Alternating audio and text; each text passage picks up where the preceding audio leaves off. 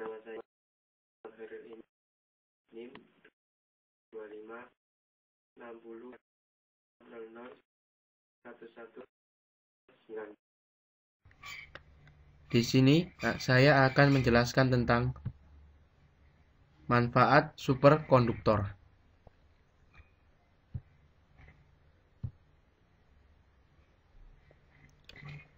Di zaman yang serba modern ini, kebutuhan akan teknologi yang dituntut untuk semakin cepat sangatlah besar.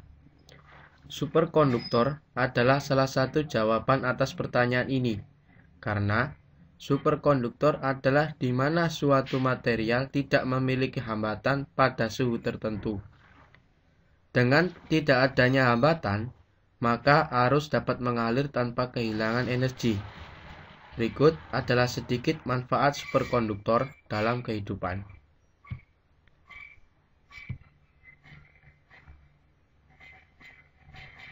Dalam bidang komputer, Cyrotrons adalah saklar yang beroperasi menggunakan superkonduktivitas.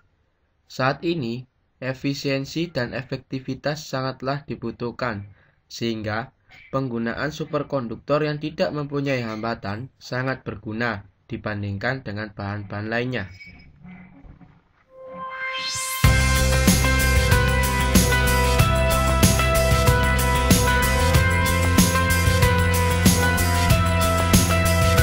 Ini adalah salah satu gambar dari Cyrotrons.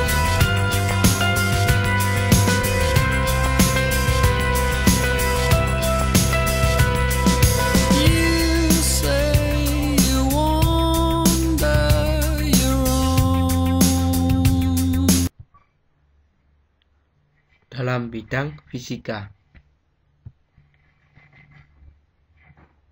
fusi laser.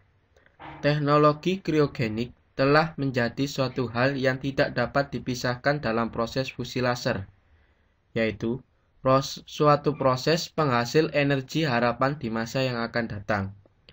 Dalam proses tersebut, suatu energi dalam jumlah yang sangat besar akan dihasilkan sebagai akibat reaksi fusi antara isotop hidrogen. Konstruksi reaktor tempat reaksi berlangsung sebagian besar dibangun dengan teknologi superkonduktor.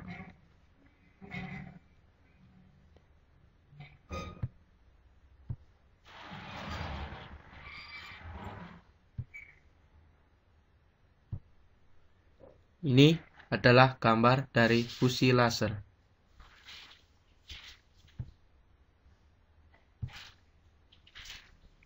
Dalam bidang kedokteran, ternyata juga memanfaatkan teknologi dari superkonduktor. Berbagai penelitian menunjukkan dalam temperatur yang cukup rendah, sekitar 170 derajat Kelvin, operasi terhadap pasien akan dapat berhasil dengan baik. Misalnya untuk operasi saraf, pengobatan terhadap tumor, serta operasi mata. Dalam bidang transportasi, maglev, magnetic levitation. Maglev adalah singkatan dari magnetically levited trains, yang terjemahan bebasnya adalah kereta api yang mengambang secara magnetis. sering juga disebut kereta api magnet. Seperti namanya, prinsip dari kereta api ini adalah memanfaatkan gaya angkat magnetik pada rel superkonduktor, sehingga terangkat sedikit ke atas. Kemudian gaya dorong dihasilkan oleh motor induksi. Kereta ini mampu melaju dengan kecepatan sampai 650 km per jam atau 404 mpI, jauh lebih cepat dari kereta biasa. Cara kerja kereta maglev.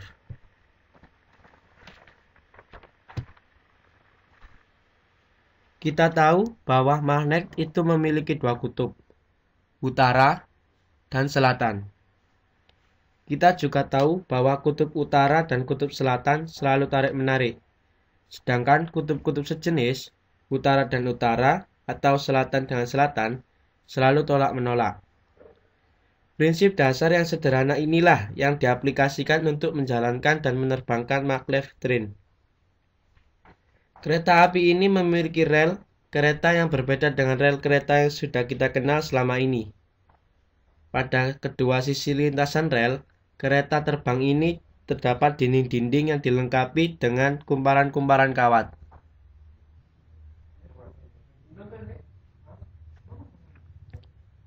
Oleh prinsip-prinsip induksi elektromagnet, kumparan-kumparan kawat ini dapat menjadi magnet. Kereta bisa bergerak maju karena adanya interaksi antara magnet-magnet pada dinding-dinding itu dengan magnet-magnet pada kereta.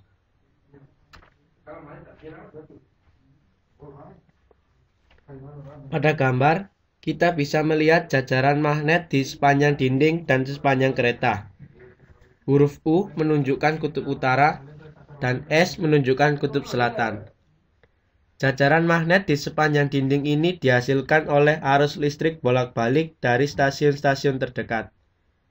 Kutub utara di gerbong kereta paling depan ditarik oleh kutub selatan dan ditolak oleh kutub utara dinding lintasan. Hal yang sama terjadi pada sisi kereta yang lain. Pada gambar, panah berwarna hijau menunjukkan gaya tarik antara kutub utara dan selatan yang menarik maju kereta. Panah kecil berwarna biru menunjukkan gaya tolak antar kutub sejenis, utara dan utara, selatan dengan selatan. Gaya tarik dan gaya tolak yang bekerja bersamaan ini membuat kereta bergerak maju dengan mulus. Apa prinsip yang digunakan untuk mengangkat kereta sehingga bisa terbang? Prinsipnya tetap sama, gaya tarik dan gaya tolak kutub-kutub magnet. Pada gambar, kita melihat adanya magnet pada dinding lintasan. Magnet ini dihasilkan oleh induksi elektromagnet akibat gerakan kereta. Ketika posisi kereta beberapa sentimeter di bawah pusat magnet dinding ini, maka kutub selatan dinding akan menarik kereta ke atas dan kutub utaranya akan mendorong kereta juga ke atas. Gaya tarik dan gaya dorong ini membuat kereta melayang, tidak menyentuh rel sama sekali. Dinding yang memagari lintasan kereta ini tidak hanya berfungsi untuk menarik dan mendorong kereta, supaya bergerak maju dan mengangkat kereta sehingga bisa melayang. Ada satu fungsi lainnya yang tidak kalah pentingnya, yaitu sebagai pengendali arah laju kereta. Maksudnya adalah supaya kereta tidak pernah keluar jalur dan tetap berada di tengah-tengah lintasan setiap saat. Prinsip magnet kembali digunakan sebagai pengendali. Ketika kereta oleng ke kiri, gerakan kereta ini mengakibatkan kumparan kawat dinding kiri dan kanan menjadi magnet. Magnet pada dinding kiri dan kanan diusahakan memiliki kutub yang sama, misalnya kutub utara. Misalnya gerbong kereta yang berhadapan dengan dinding di sisi kiri memiliki kutub utara juga, dan gerbong kereta yang berhadapan dengan dinding sisi kanan memiliki kutub selatan. Pada sisi kiri akan terjadi tolak-menolak antara kutub utara dari dinding dan kutub utara gerbong kereta.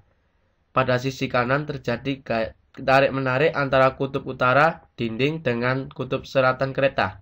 Gaya-gaya ini akan mengembalikan kereta pada posisi sebelum oleng. Demikian juga jika kereta oleng ke kanan. Kereta akan dikembalikan ke posisi semula oleh gaya magnet ini. Jadi, gaya magnet ini akan mempertahankan kertas supaya berada tetap di lintasannya. Tidak akan keluar jalur. Gambar peta magnet.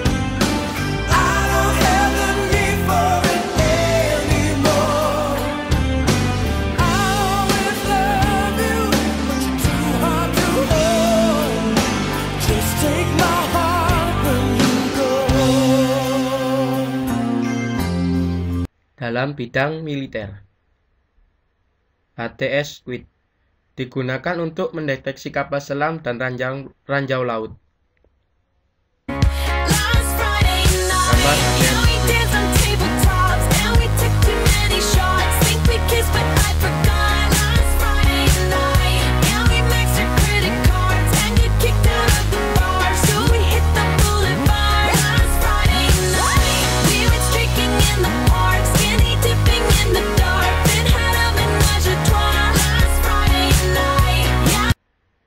dalam bidang industri,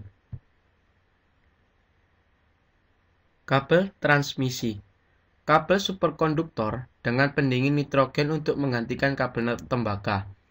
250 pon kabel superkonduktor dapat menggantikan 18.000 pon kabel tembaga.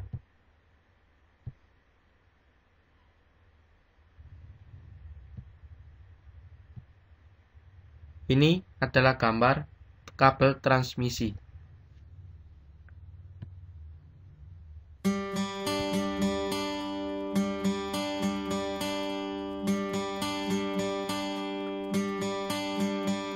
Summer has come and passed. The innocent can never last. Wake me up Dalam bidang when kelistrikan, September ends. generator, Distributed Superconducting Magnetic Energy Storage System, DSMES. Satu unit DSMES dapat menyimpan energi listrik sebesar 3 juta watt yang dapat digunakan untuk menstabilkan listrik apabila terjadi gangguan listrik. Generator yang dibuat dari superkonduktor memiliki efisiensi sebesar 99% dan ukurannya jauh lebih kecil dibandingkan dengan generator yang menggunakan kawat tembaga. Untuk transmisi listrik, dengan menggunakan kabel superkonduktor, arus yang dapat ditransmisikan akan jauh meningkat. 250 pon kabel superkonduktor dapat menggantikan 8.000 pon kabel tembaga, mengakibatkan efisiensi sebesar 7.000% dari segi tempat.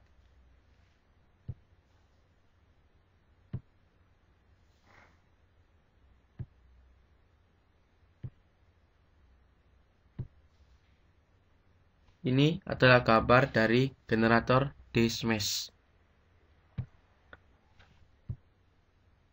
Superkonduktor juga dapat digunakan untuk membuat suatu motor listrik dengan tenaga 5.000 tenaga kuda.